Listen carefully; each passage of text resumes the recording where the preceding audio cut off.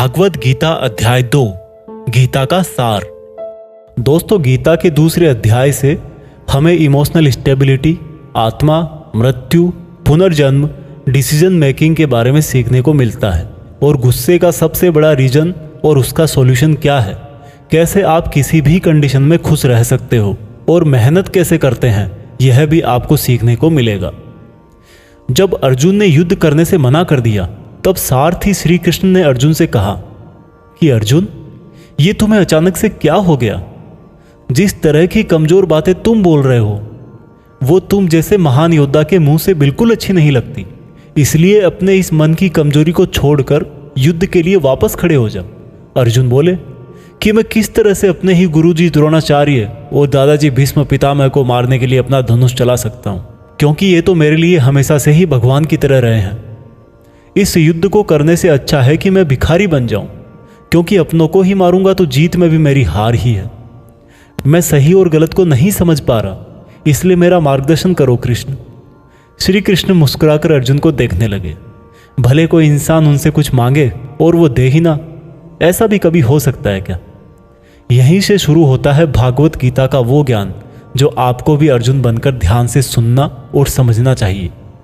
श्री कृष्ण बोले कि अर्जुन, ये तुझे अचानक से क्या हो गया? तुझ जैसे इंसान को किसी दूसरे की मृत्यु को लेकर नहीं डरना चाहिए।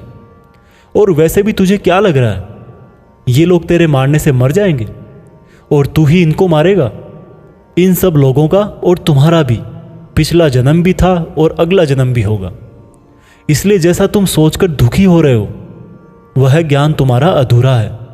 और रही बात इनकी मृत्यु का तुझे पाप लगने की, तो ये समझ ले, इनको मारने वाला तू नहीं बल्कि मैं हूं। तू तो इनकी मौत का सिर्फ एक कारण है और ये लोग मरने के बाद भी मेरे ही पास आएंगे, क्योंकि ये लोग शरीर नहीं है बल्कि आत्मा है और आत्मा को किसी भी तरह से नष्ट नहीं किया जा सकता। आत्मा तो अगले जन्म के लिए इस शरीर को उसी तरह से छोड़ देती है जिस प्रकार से तुम अपने पुराने कपड़े बदलकर नए पहनते हो। हे अर्जुन, जन्म देने वाला और मारने वाला मैं ही हूं। और ये बता, क्या तू किसी मरे हुए इंसान को जिंदा कर सकता है? अगर तू मरे हुए को जीवन नहीं दे सकता तो जीवित को भी नहीं मार सकता, क्योंकि जीवन देने वाला भी मैं हूं और मारने वाला भी मैं हूं, और इनकी मौत मैंने तेरे ही हाथों लिखी है। और अर्जुन, अगर तुझे ऐसा लगता है कि आत्मा भी मरती है तो ये जान ले कि आत्मा जैसे जन्म लेकर मरती है वैसे ही मरने के बाद प्रकृति का चक्र पूरा करने के लिए उसको फिर से जन्म लेना पड़ेगा। इस प्रकार से भी आत्मा नष्ट नहीं हुई। और जब प्रकृति ऐसे ही चलती है तो भला तू इसका जिम्मेदार कैसे हुआ? अर्जुन, जिस क्षत्रिय को जीवन में युद्ध करने का अवसर प्राप्त होता है वो ना केवल भाग्यशाली है बल्कि उसका तो धर्म और कर्म ही युद्ध करना है। और अगर तूने ये युद्ध नहीं किया तो इसका मतलब यह होगा कि तूने अपना धर्म और कर्म अच्छी तरह से नहीं निभाया और इसलिए तेरे नाम के साथ कलंक जुड़ जाएगा। और तेरे जैसे अर्जुन के लिए तो कलंक उसकी मौत से भी बड़ा है। जो लोग तुझे बहुत सम्मान दिया करते थे वही लोग तेरी बहुत बुराइयां करेंगे, तेरी वीरता पर सवाल उठाएंगे। इसलिए अर्जुन, तू सुख दुख, हार जीत और फायदे नुकसान को छोड़कर अपने विचारों को स्थिर कर और युद्ध के लिए धनुष उठा, जिससे या तो तू युद्ध में मारा जाकर मेरी ही शरण में आएगा या फिर विजेता बनकर धरती पर ही सुख भोगेगा। हे अर्जुन, तुमने आज तक जितना भी सीखा है वो मेरे इस ज्ञान के आगे बहुत छोटा है। तुम काम करने के पहले ही उसके परिणाम के बारे में सोच लेते हो, जबकि तुम्हें यह जान लेना चाहिए कि फल देने वाला मैं हूं और कर्म करने वाले हो तुम। तुम अपना काम करो, मैं अवश्य अपना काम करूंगा। इस बात पर अर्जुन ने श्री कृष्ण से सवाल किया कि आपने मुझे अपने विचारों को स्थिर यानी कि अपने इमोशंस और थॉट को कंट्रोल करने को कहा है, तो यह मैं कैसे करूं? इस पर श्री कृष्ण बोले कि जो व्यक्ति अपने मन की सभी इच्छाओं और अपने सभी कर्मों के फल के बारे में सोचना बंद कर देता है वही स्थिर बुद्धि कहलाता है। ऐसे व्यक्ति को ना तो खुद के साथ बुरा होने से दुख होता है और ना ही किसी अच्छे काम में खुशी होती है। जिसके मन से हर प्रकार का डर, भावना और क्रोध नष्ट हो गए हैं, जो शुभ अशुभ के चक्कर से बाहर निकल गया है, जो इस प्रकार से अपनी इच्छाओं को वश में कर लेता है जैसे कोई कछुआ खुद को खुद में ही समेट लेता है, उस मनुष्य की बुद्धि स्थिर हो जाती है, क्योंकि अपनी इच्छाओं के बारे में सोचते रहने से हमें वो इच्छाएं अच्छी लगने लगती है। इच्छाएं अच्छी लगने लगती है तो फिर उन इच्छाओं को पूरा करने का मन करता है। जब उन इच्छाओं को पूरा करने में कोई रुकावट आती है तो फिर हमें गुस्सा आता है, और गुस्सा आने से इंसान पागल हो जाता है, और फिर वो अपना कर्म और धर्म भूलकर खुद ही अपनी स्थिति से नीचे गिर जाता है। परंतु अगर कोई अपनी इच्छाओं को वश में करके उनका गुलाम नहीं होता तो उसका अंतर्मन शुद्ध रहता है और उसके दुख का अंत हो जाता है। और जब उसके सब दुख ही समाप्त हो जाते हैं तो उसकी बुद्धि स्थिर हो जाती है। परंतु जिसकी इच्छाएं और कामनाएं उसके मन से नहीं जाती है वो मनुष्य कभी शांति नहीं पाता, और जब शांति ही नहीं पाएगा तो वो खुश कैसे रहेगा भला। उसकी हालत तो उस नाव की तरह होती है जिसको उसकी इच्छाओं की हवा किसी भी दिशा में बहा करके ले जा सकती है।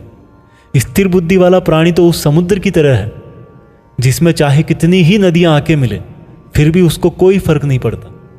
और इसी तरह का स्थिर बुद्धि वाला प्राणी मृत्यु के बाद मेरी ही शरण में आता है। दोस्तों, अब आते हैं इस चैप्टर के मीनिंग पर। आप में से बहुत सारे लोग होंगे जो अपने प्रियजनों को खो देते हैं, और आज तक आप लोगों में से जिसने भी अपने प्रियजन को मृत्यु के द्वारा इस संसार से नहीं खोया है उसको भी यह जान लेना चाहिए कि उनकी जिंदगी में भी उनके किसी सबसे प्रिय, यहाँ तक कि खुद की भी मौत एक दिन जरूर होगी। लेकिन इससे उदास होने की कोई बात नहीं है, क्योंकि खुद भगवान ने ही कहा है कि हम अपने जन्म से पहले भी इस दुनिया में नहीं थे और मौत के बाद भी नहीं रहेंगे, लेकिन उस समय हम किसी न किसी रूप में इस ब्रह्मांड में जरूर रहेंगे। और इसलिए हमें मौत से नहीं डरना चाहिए, क्योंकि या तो हमारा पुनर्जन्म होगा या फिर हम परमात्मा में हमेशा के लिए मिल जाएंगे।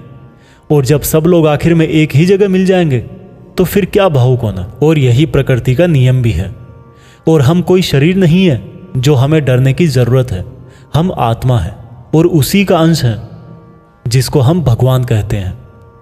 और अगर हमें बनाने वाला भगवान है तो फिर हमें उससे ही मिलने का प्रयत्न करना चाहिए। ये दुनिया तो मात्र उस ईश्वर का एक मायाजाल है।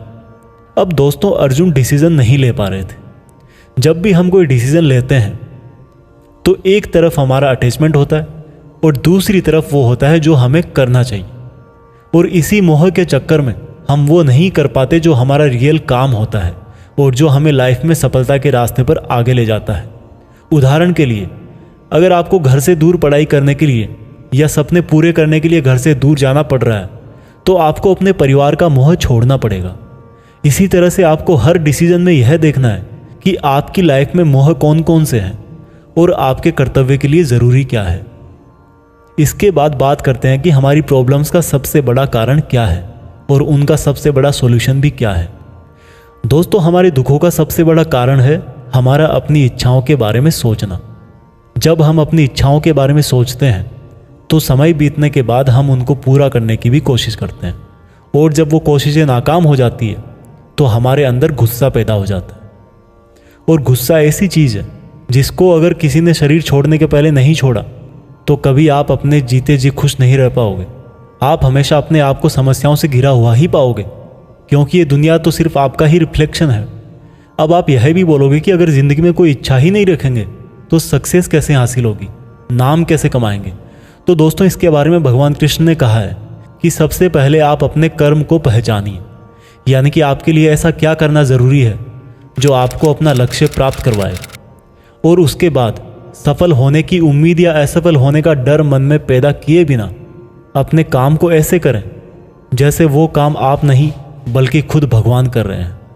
और इस तरह से आपकी हिम्मत कभी नहीं टूटेगी, क्योंकि आपको यह लगेगा ही नहीं कि आप मेहनत कर रहे हो,